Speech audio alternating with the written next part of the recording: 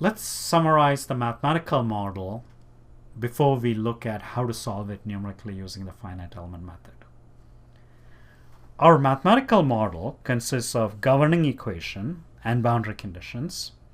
We'll take a look at the governing equation first, and then we'll take a look at the boundary conditions. The governing equation is that, as we saw in my derivation of the equation, and from the derivation we know that that term represents the net heat flow through the faces of an infinitesimal control volume. That is a vanishingly small control volume. And that term represents a heat generation within the control volume. And this is, both these terms are written per unit volume, and they have to add up to 0 for energy conservation. And they are defined, and this equation is defined from x equal to 0 to x equal to L. That's because our bar is of length L.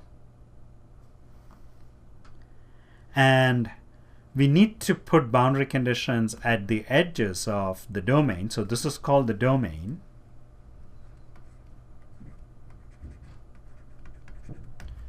When we go into ANSYS, we'll be specifying the domain by drawing the geometry, but this is what we're specifying when we draw the geometry for a lot of problems. The boundary conditions, first let's take a look at the left boundary condition. So we say that at the left boundary we know the temperature at some value T sub 0. So that's a value at that face. And at the right face we have the heat flow per unit area. That's a heat flow per unit area. So that's the boundary condition at the right face, and we know that value. And I should make it clear that this is heat flow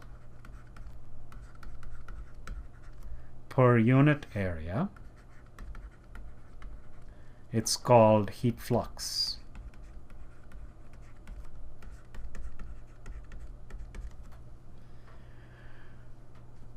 Earlier I used Q for heat flow, and now I'm using it for heat flux. My bad notation. So you have to be careful, whether what we're talking about is heat flow or it's a heat flow per unit area. In this case, it's a heat flow per unit area. And that's related to the temperature gradient at the right boundary through the Fourier's law. So essentially what we have here is the temperature gradient at this boundary. So we have the temperature here and we have the temperature gradient here. And the two major kinds of boundary conditions you have are the value or the gradient of the value. So this mimics both the major types of boundary conditions. Governing equation plus boundary conditions is called a boundary value problem. So let me write that down because it's a very important idea. So this is called a boundary value problem.